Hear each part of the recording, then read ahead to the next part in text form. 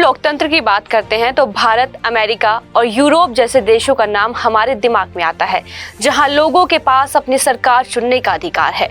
लेकिन नेपाल में हालात कुछ अलग है। जी हाँ, यह वही देश है जहां लोकतंत्र के बजाय राजशाही की वापसी की मांग कर रहे हैं।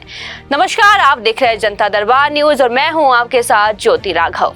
नेपाल में इस वक्त एक गंभीर और खौफनाक मंजर का सामना हो रहा है। बता दें कि इस देश में लोकतंत्र की नींव 2008 में रखी गई थी, लेकिन अब एक बार फिर वहां के लोग राजशाही की वापसी की मांग कर रहे हैं।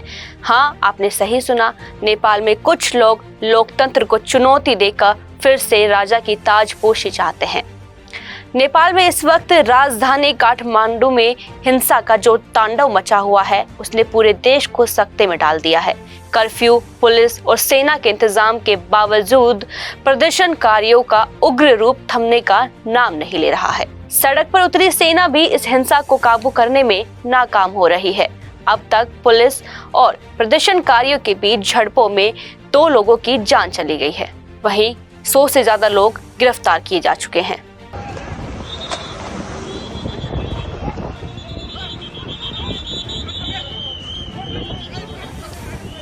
शुक्रवार को काठमांडू में स्थिति उस वक्त और बिगड़ी जब राजशाही समर्थक प्रदर्शनकारियों ने पथराव किया, कई वाहनों में आग लगाई और एक राजनीतिक पार्टी के कार्यकाल पर हमला कर दिया।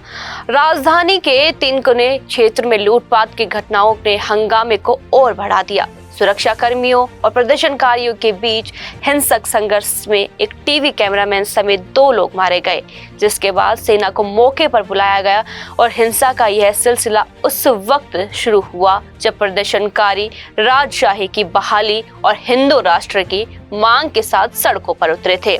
इसका नेतृत्व दुर्गा प्रसाई ने किया था, जिनके खिलाफ अब तक पुलिस ने गिरफ्तारी की कई कोशिशें की हैं।